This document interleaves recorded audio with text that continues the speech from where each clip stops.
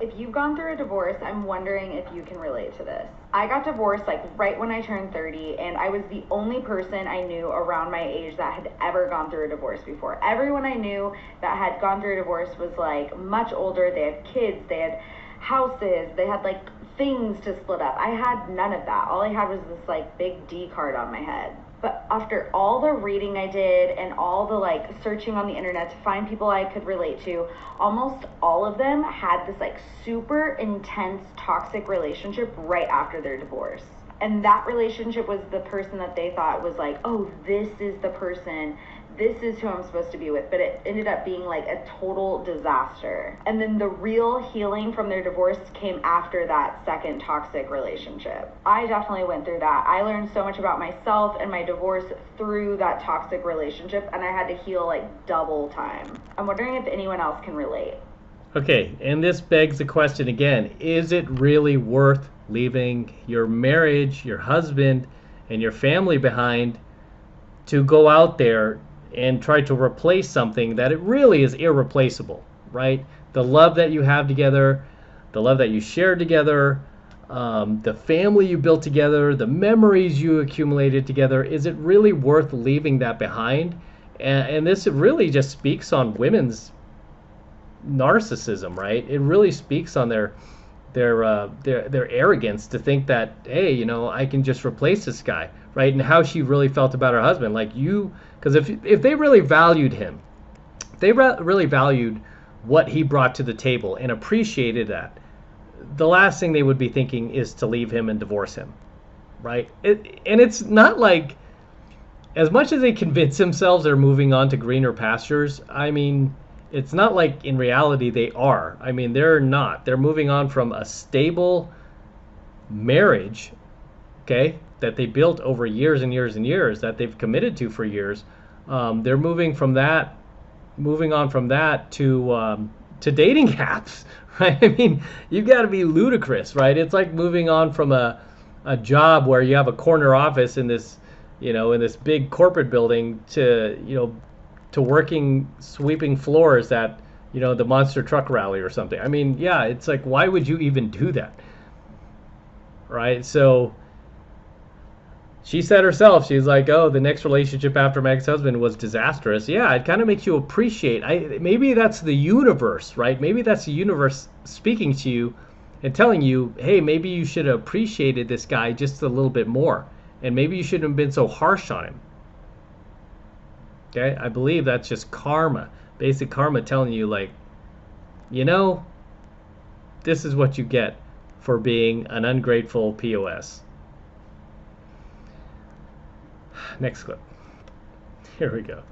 So when I got divorced, I was terrified to start dating again. Like, the idea of talking to men made me like break out in hives. Partly because my ex was extremely controlling and I was never allowed to talk to men like in public. I was like afraid to even make eye contact with men in public. And so the idea of sitting across from the table from a man for an hour or two at dinner or drinks and like talking to him truly made me afraid. About 6 months after my divorce, I was just sort of like struggling to feel any emotions at all. I was kind of getting back into myself because I went through a lot of trauma. And so when I felt ready, I downloaded dating apps and I just started swiping. And I talked to a lot of guys online before I decided to meet someone in person. Because like I said, the whole idea of talking to a man gave me anxiety. Once the texting felt okay, I moved on to phone calls and then FaceTime. Now, from my experience being on dating apps for the past 6 months, off and on, I don't think most men on there are looking for anything serious. I would say 99% of them don't want a relationship. So it's real. So yeah, this is what I just talked about, guys. Like, these women leaving their safe, comfortable marriages to get on a dating app where as she just said, 99% of the guys on there are not looking for a relationship. They are just looking to get laid. Especially from these older 30-plus-year-old DGs that they know, and divorcees now or single moms, that they know they are not good partners, right? Even these guys, they know they're not good. They're not somebody that they would envision themselves, going the distance with. Honestly, a good way to just step your feet back into dating. I really think once you meet someone that you feel like conversation is easy with, and you've done a FaceTime and you've done the phone calls and he asks you out, I think you just have to go. If you're too afraid to go by yourself, have a friend go to the same location and walk in, 5 minutes after you. And I mean, isn't this kind of a nightmare if you've been married to the same dude for like 2 or 3 decades, and then all of a sudden you divorce this guy, and then you're thrown out to the wolves, which are the dating apps, to deal with all these vultures out there that just want to, get sex from you and then disappear. I've heard so many of these sad stories where these women were only with one man their entire life, right? Their husband. And all of a sudden they divorce their husband because they're getting fed all of this, snake oil from legacy media and government politicians and The View to get out there, know your worth, girl, be empowered. And then next thing you know, a year later, she's been ran through by, half a dozen dudes on the dating apps. And now has like 1 or 2 STDs and is miserable and is depressed when she was just fine a year earlier with her husband. Sad, very sad. Sit down semi near you so that if you need an out, you have an out. I would also not start with a dinner date. I would start with drinks or coffee. And it sounds stupid, but like for me personally, just practicing dating and getting used to it was all I wanted to do at first. I was not looking for a relationship. She wanted to practice dating. That is just really sad. Practice going on dates.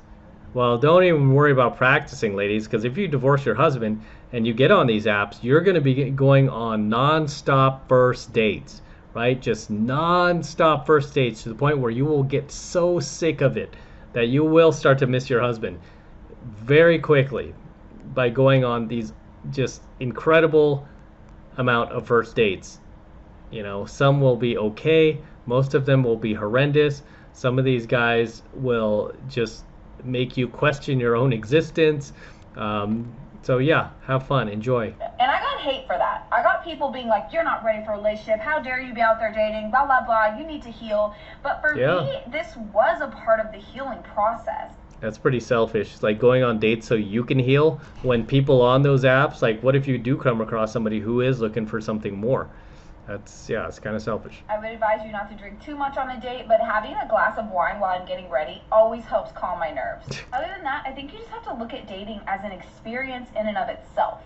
I have tried to make it something that I just have fun doing. Making TikToks about it makes it more fun for me, but I don't go into dates anymore thinking, maybe this is my soulmate, my future husband. Like, you go into it like that, you're going to be disappointed over and over and over again. You just have to look at it as like, I'm going to go on dates just to have a good night tonight and see what happens. And if it's horrible, then I'll live to tell the tale. And as long as you're being safe, you're genuinely going to be okay. Obviously, don't let him pick you up from your house. Don't get in a car with him, even an Uber, and don't go to his house on the first date. Yeah, great advice. See what happens. Let's date and see what happens. You're going to find out what happens really quick on these dates.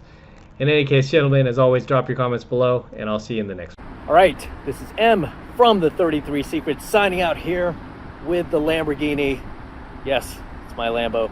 Go to Matt Cross Official, my IG, see the entire process of me purchasing this vehicle. It took about 2 months to close, and the same guy who delivered my DeLorean also delivered my Lamborghini. TJ at Florida Exotic Transport. If you ever need to transport a muscle car, exotic car, he's your man. So very excited about this vehicle. It's actually a pretty rare find. It's Rossifesto Red, which is one of the rarest colors for Lamborghini. It's a $14,880 option, believe it or not. I was on a hunt for one for over 2 years, just like I was my DeLorean. Finally found one. It's got super low miles, 11K, not bad. And we're going to be featuring this car a lot more here on the channel for many years to come. This is gorgeous, isn't it? Whew. Oh my gosh, take a look at this. It hasn't dried yet, but I'm still putting this on there. It's my IG tag. But as always, gentlemen, make sure you smash that like button. Smash that like button below. Do it for the Lamborghini and the DeLorean. I still have it, by the way. I'm not selling the DeLorean. I'll probably keep this car for a little bit, but DeLorean is going to stay. So we'll get the DeLorean back on here pretty soon. But enjoy the Lamborghini. And again, smash the like button. Smash that subscribe button as well. Helps me out a ton with the YouTube algorithm.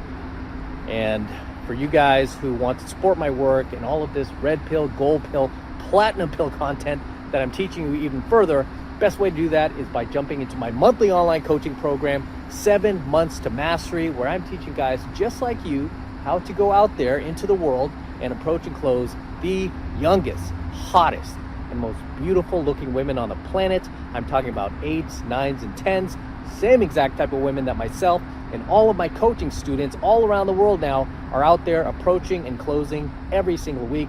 And I kid you not, we are making it happen every single week. And I want you to become one of us. I want you to join us. And right now it's only $1 for the entire first month of coaching lessons from me in Mastery. So take advantage of it. It's the best way to support my work. If you love what I'm doing here, if you love what I'm teaching you here, and you feel like I've added value to your life, this is the best way to pay me back. Get into my monthly online coaching program, 7 Months of Mastery. All you need to do is click that link below in my description box. It will take you over to my website where you can get signed up right now. It just takes 2 seconds. So do that now, and I'll see you in my next coaching video. I'm out with the Lambo. Till next time. Woo, so sweet.